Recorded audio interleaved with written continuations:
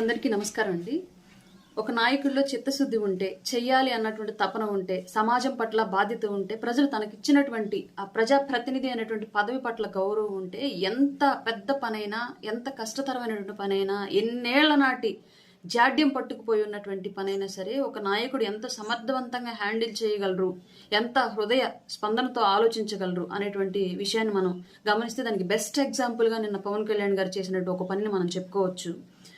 నదిని దేవతగా పూజించి పుణ్యస్నానాలు చేస్తున్నటువంటి భారతదేశంలో ఇవాళ ఎన్నో నదులు మురికి కోపాలుగా మారిపోయిన విషయం మనందరికీ తెలుసు. ప్రజల్లో ఏర్పడ్డటువంటి నిర్లక్ష్యం, పారిశుద్ధ్యంలో ఏర్పడ్డటువంటి లోపం, పెరిగినటువంటి పారిశ్రామికీకరణకి ఇచ్చేటువంటి అనుమతుల్లో పెరిగినటువంటి అవినీతి, రాజకీయ జోక్యాలు, ప్రజల ప్రాణాల పట్ల రాజకీయ నాయకులకు కానివ్వండి, పారిశ్రామికవేత్తలకు కానివ్వండి, వ్యవస్థలకు కానివ్వండి ఎలాంటి గౌరవం లేకపోవడం, ఈ రోగాల మీదే డిపెండ్ అయ్యి ఎంతో మెడికల్ వ్యవస్థ విస్తరించడం, వేలాది మంది ప్రాణాలు క్యాన్సర్ తోటి, లివర్ సిరోసిస్లతోటి, ఇంకా ఎన్నో కలుషితమైనటువంటి వాటర్ తాగడం వల్ల ఎన్నో విధాలుగా ప్రాణాలు పోతున్నటువంటి విషయం మనకి ఇప్పటి వరకు తెలుసు, చూసాం కూడా. ఎన్నో రకాలుగా కాలుష్యం ఏ విధంగా కోరలు చాచి విస్తరిస్తూ ఉందో ఆంధ్రప్రదేశ్లో కానివ్వండి, భారతదేశంలో కానివ్వండి, నదుల ద్వారా మనకు తెలుసు, నీటి ద్వారా మనకు తెలుసు. అట్లాంటి పరిస్థితిని చాలా సమర్థవంతంగా ఆలోచించి అప్పటికప్పుడు గోదావరి పుష్కరాలు వస్తున్నాయంటే జనాలు ఎలా ఉన్నా సరే, నమ్మకం అనేది ఎలా ఉన్నా సరే ఆమోదించేలాగా చేసిద్ది. కాబట్టి ఆ మురికి నీళ్ళని ఎత్తిని చల్లుకొని ఆ మురికి నీళ్ళలోని పుణ్యం వెతుక్కొని వచ్చేటువంటి వాళ్ళం 100% ఎవరైనా సరే జనరల్గా నమ్మితే ఇంకా నమ్మకం ఆ స్థాయిలో ఉండిద్ది కాబట్టి మనిషికి. అట్లా కాకుండా పుణ్యం రావడం అట్లా పెట్టి ఈ నీటిలో మునిగితేనో ఈ నీరుని తాగితేనో రోగాలు వస్తాయి కదా అని చెప్పేసి ఆలోచించి పుష్కర ఘాట్లన్నింటినీ కూడా పరిశీలించి కళ్ళ ముందు కనిపిస్తున్నటువంటి మురికి కోపాల్లో ఉన్నటువంటి గోదావరి నదీ పాయలను చూసి పవన్ కళ్యాణ్ గారు ఒక నాయకుడు ఎంత సమర్థవంతంగా ప్రజల కోసం ఆలోచించగలడో చూపించినట్టు వ్యక్తి పవన్ కళ్యాణ్ గారు. అప్పుడే సమీక్షలు నిర్వహించి సంబంధిత అధికారులతోటి మీటింగ్లు ఏర్పాటు చేసి ఒక టాస్క్ ఫోర్స్ని తీసుకురావడంతో పాటు ఏదో మాటలతోనే ఆగకుండా జీవోను కూడా తీసుకొచ్చి దాంట్లో కొంతమంది సభ్యులను కూడా యాడ్ చేసి కమిషనర్ల స్థాయి నుంచి కలెక్టర్ల స్థాయి నుంచి అందరిని ఏర్పాటు చేసి ఇమ్మీడియట్గా ఒక యుద్ధ ప్రాతిపదికన పుష్కరాలు మొదలయ్యేలోపే మొత్తం నదంతా కూడా పరిశుభ్రంగా తయారవ్వాలి అని చెప్పినటువంటి విధానం నిజంగానే చాలా అంటే చాలా మనసుకు హత్తుకునేలా ఉంది. ఒక నాయకుడు అంటే ఇలా ఉండాలి అని చెప్పేసి రాజకీయ భవిష్యత్ తరాలు ఆలోచించే విధంగా పవన్ కళ్యాణ్ గారి యొక్క పరిపాలన, ఆయన వ్యవహార శైలి ఉందని చెప్పడంలో ఎలాంటి సందేహం అక్కర్లేదు. ఇది ది బెస్ట్ ఎగ్జాంపుల్ అంతే.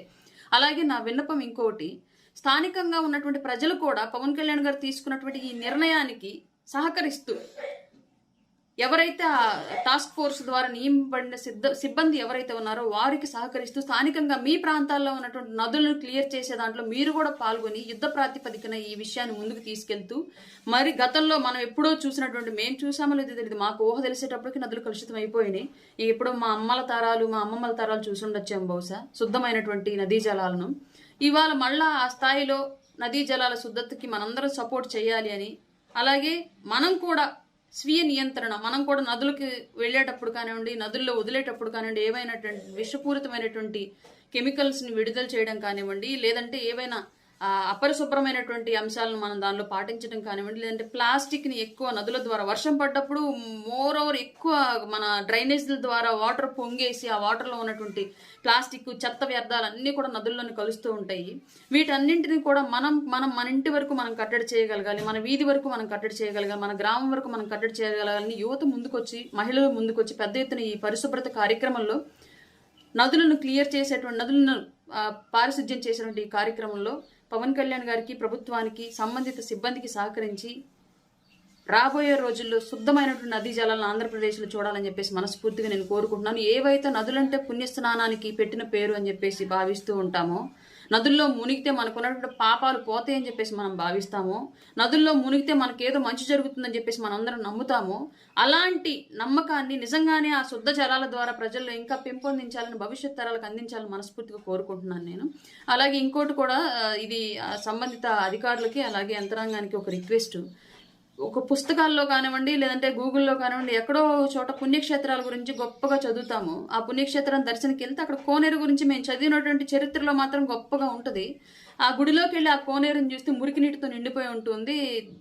దాదాపుగా దగ్గరకు వెళ్ళి కనీసం కాళ్ళు ముంచడానికి కూడా లేనటువంటి దౌర్భాగ్య స్థితిలో ఈరోజు చాలా దేవాలయాల్లో, పేరు మోసినటువంటి దేవాలయాల్లో వందల వేల ఏళ్ల నాటి చరిత్ర మూటగట్టుకున్నటువంటి దేవాలయాల్లో, కాలగర్భంలో కలిసిపోయినటువంటి చరిత్రను అంతటినీ తమ గోడల మీద మోస్తున్నటువంటి దేవాలయాల్లో ఈరోజు కోనేరులు చాలా దయనీయ స్థితిలో, దరిద్రమైన స్థితిలో ఉన్నాయి. కాబట్టి ఆ కోనేరులను శుభ్రపరిచేటువంటి చర్యను కూడా గౌరవ ప్రభుత్వ అధికారులు చేపట్టి ఆ కోనేరులను కూడా శుభ్రం చేయాలని చెప్పేసి మనస్ఫూర్తిగా రిక్వెస్ట్ చేస్తూ ఉన్నాము.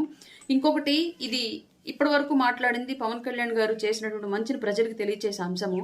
ఇప్పుడు మాట్లాడబోయేటువంటి అంశం క్లియర్గా రెండు వేరువేరుగా చేయొచ్చు కానివ్వండి. మీడియా వ్యవస్థలకి ఎప్పుడు కూడా మంచిని ప్రసారం చేయడం కన్నా మసాలాను ప్రసారం చేయడానికి ఎక్కువ ఇష్టపడతాయి. కాబట్టి ఇప్పుడు మాట్లాడబోయే అంశం ద్వారా ముందు మాట్లాడిన అంశాన్ని కూడా తీసుకెళ్తారని చెప్పేసి మనస్ఫూర్తిగా కోరుకుంటూ ఉన్నాను. ఏ కులం కూడా కులంలో అందరూ గుణవంతులు ఉండరు. అలాగే తప్పు చేసినా, నేరం చేసినా ఏ కులం కూడా అతను సపోర్ట్ చేయదు. ఇది మాత్రం గుర్తుంచుకోవాలి. కులం కండువాల కింద వచ్చి చేసిన తప్పులను సమర్థిస్తాము అని చెప్పేసి అంటే వ్యవస్థ చూస్తూ ఊరుకోదు, చెప్తూ కొడతది అన్న విషయం మాత్రం ప్రతి ఒక్కళ్ళు గుర్తుంచుకోవాలని అయితే నేను చెప్తాను. ప్రొఫెసర్ నాగేశ్వర్ గారు మాట్లాడినటువంటి మాటలు, ఆయన గాలిపోగేసి చెప్పినటువంటి కబుర్లు పూర్తిగా ఆయన వెనక్కి తీసుకున్న తరువాత పార్టీ అఫీషియల్గా చెప్పింది ఇంకా ఆయన గురించి ఏమీ మాట్లాడొద్దు అని. ఆ తర్వాత ఒక్కళ్ళం కూడా ఆయన గురించి నోరెత్తి మేము ఎక్కడ ఏమీ తప్పు మాట్లాడాల. నిన్న సాక్షాత్తు మా అధ్యక్షుల వారు కూడా ఇలా మాట్లాడటం ఎంతవరకు కరెక్టు, నా గురించి ఆయనకు తెలుసు, ఇట్లా మాట్లాడతారా అని చెప్పేసి ఆయన మాట్లాడిన అంశం కూడా మనందరం చూసాం. కానీ నిన్నేమో కొందరు మా కులాన్ని అంటారా, మా కుల మేధావిని అంటారా అని చెప్పేసి కొందరు వచ్చి ప్రెస్ మీట్లు పెట్టి మాట్లాడారు పవన్ కళ్యాణ్ గారి గురించి ఇష్టం వచ్చినట్లుగా. అలాగే ఇంకొకళ్ళు ఎవరో వచ్చి ఏదో మందుల శామ్యులంట, మాట్లాడే మాటలు కూడా జాగ్రత్తగా రావట్లేదు. నువ్వెలా నాయకుడివి, నిన్నెలా నాయకత్వంగా సపోర్ట్ చేస్తున్నారు నాకు అర్థం కావట్లేదు. నువ్వు మాట్లాడేటువంటి మాటలో ఆ భాషలోనే చెప్పాలని ఉంది, కానీ మా పార్టీ ఒప్పుకోదు.